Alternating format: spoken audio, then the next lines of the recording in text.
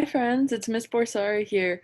I wanted to share with you one of my favorite books called Each Kindness. It's all about the importance of being kind to one another and how kindness creates a ripple effect.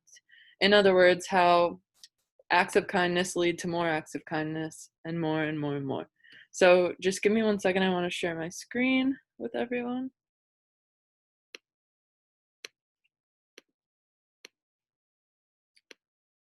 Okay. Each Kindness by Jacqueline Woodson and illustrated by E.B. Lewis. That winter, snow fell on everything, turning the world a brilliant white. One morning, as we settled into our seats, the classroom door opened and the principal came in. She had a girl with her, and she said to us, "This is Maya." Maya looked down at the floor. I think I heard her whisper, "Hello." We all stared at her. Her coat was open and the clothes beneath it looked old and ragged. Her shoes were spring shoes, not meant for the snow. A strap on one of them had broken.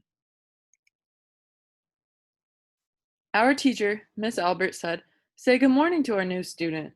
But most of us were silent. The only empty seat was next to me. That's where our teacher put Maya. And on that first day, Maya turned to me and smiled. But I didn't smile back. I moved my chair, myself, and my books a little further away from her. When she looked my way, I turned to the window and stared out the window, at the snow. And every day after that, when Maya came into the classroom, I looked away and didn't smile back. My best friends that year were Kendra and Sophie.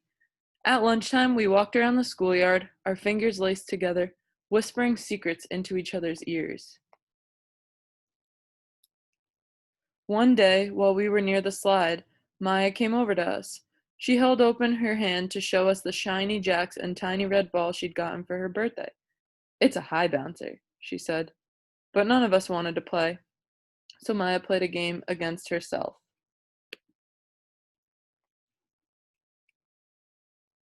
That afternoon, when we got back into the classroom, Maya whispered to me, "Bet you can't guess who the new Jax champion of the world is." Behind me, Andrew whispered, "Chloe's got a new friend. Chloe's got a new friend." "She's not my friend," I whispered back. The weeks passed. Every day we whispered about Maya, laughing at her clothes, her shoes, the strange food she brought for lunch. Some days Maya held out her hand to show us what she had brought to school: a deck of cards, pickup sticks, a small tattered doll. Whenever she asked us to play, we said no. The days grew warmer and warmer. The pond thawed. Grass began growing where the snow had once been. One day, Maya came to school wearing a pretty dress and fancy shoes, but the shoes and the dress looked like they belonged to another girl before Maya. "I have a new name for her," Kendra whispered. "Never knew. Everything she has comes from a second-hand store." We all laughed. Maya stood by the fence. She was holding a jump rope, but did not come over to ask us if we wanted to play. After a while, she folded it double, rolled the ends around each hand, and started jumping. She jumped around the whole schoolyard without stopping.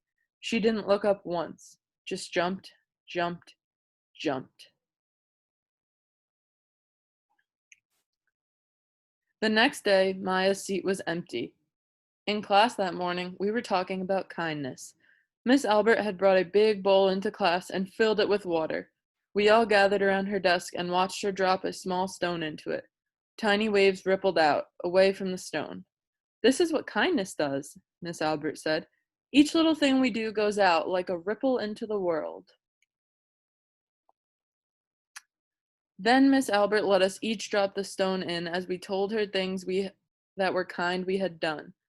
Joseph had held the door for his grandmother. Kendra helped change her baby brother's diaper.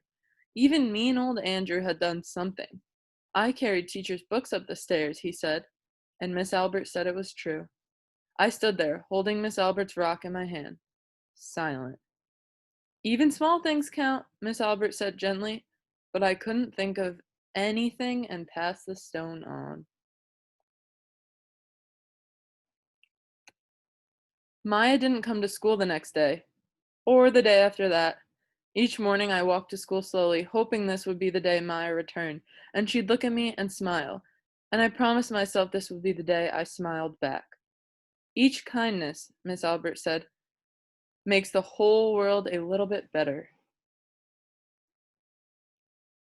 But Maya's seat remained empty, and one day Miss Albert announced to the class that Maya wouldn't be coming back. Her family had to move away, Miss Albert said. Then she told us to take out our spelling notebooks. That afternoon, I walked home alone. When I reached the pond, my throat filled with all the things I wish I had said to Maya. Each kindness I had never shown. I threw small stones into it over and over, watching the way the water rippled out and away. Like each kindness done and not done. Like every girl somewhere, holding a small gift out to someone and that someone turning away from it. I watched the water ripple as the sun set through the maples, and the chance of a kindness with Maya became more and more forever gone. The end.